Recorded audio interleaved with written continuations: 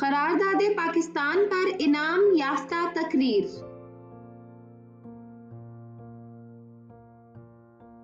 توحید کی امانت ہے سینوں میں ہمارے، آسان نہیں مٹانا نام و نشاں ہمارا۔ آج سے کئی سال پہلے برصغیر پاک و ہند میں مغلیہ سلطنت کی بنیادیں کمزور پڑ جاتی ہیں اور کمپنی سرکار اقتدار کے ایوانوں پر انگریز سامراج کا جھنڈا لہرا دیتی ہے۔ تب سے لے کر 23 مارچ 1940 تک ظلم و ستم کے اس دور میں بہت سی قیمتی جانیں ضائع ہوتی ہیں۔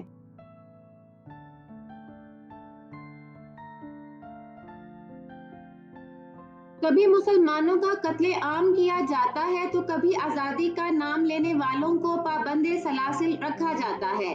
1918 میں ایک وبائی مرض ہزاروں لوگوں کی جان لے لیتا ہے۔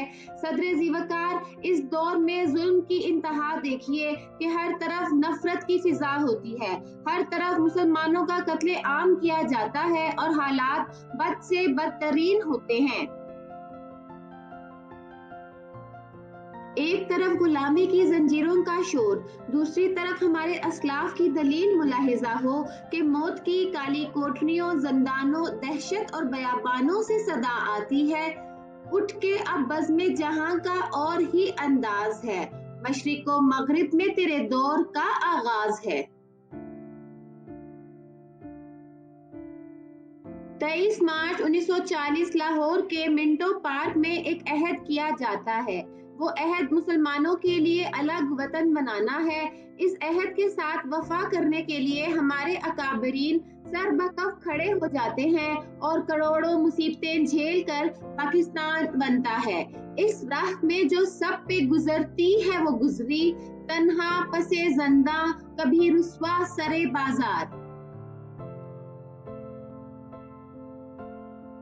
صدر ذیوقار، آج یہ ارض پاک وطن پاکستان، میرا اور آپ کا پاکستان، یہ پاکستان کلمہ طیبہ کی جاگیر، یہ پاکستان سورہ رحمان کی تفسیر، پاکستان ماؤں کی دعاؤں کی تاثیر، یہ پاکستان امت مسلمہ کی تقدیر۔ میرے شہیدوں کے لہو سے یہ مٹی زرخیز ہوئی، میرے غازیوں نے اس گلشن کی آبیاری کی۔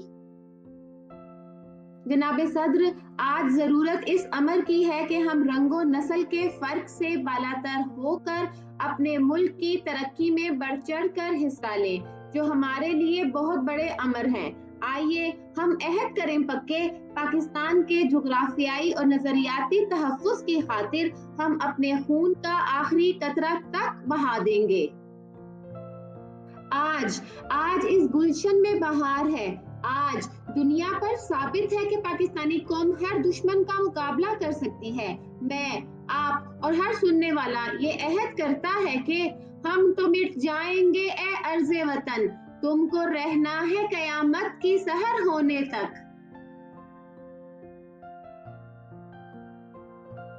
آخر میں اس دعا کے ساتھ اجازت چاہوں گی، خدا کرے میری ارض پاک پر اترے وہ فصل گل جسے اندیشہ زوال نہ ہو، یہاں جو پھول کھلے کھلا رہے صدیوں، یہاں خزاں کو بھی گزرنے کی مجال نہ ہو، خدا کرے نہ کبھی خم ہو سرے وقار وطن اور اس کے حسن کو تشویش ماہو سال نہ ہو۔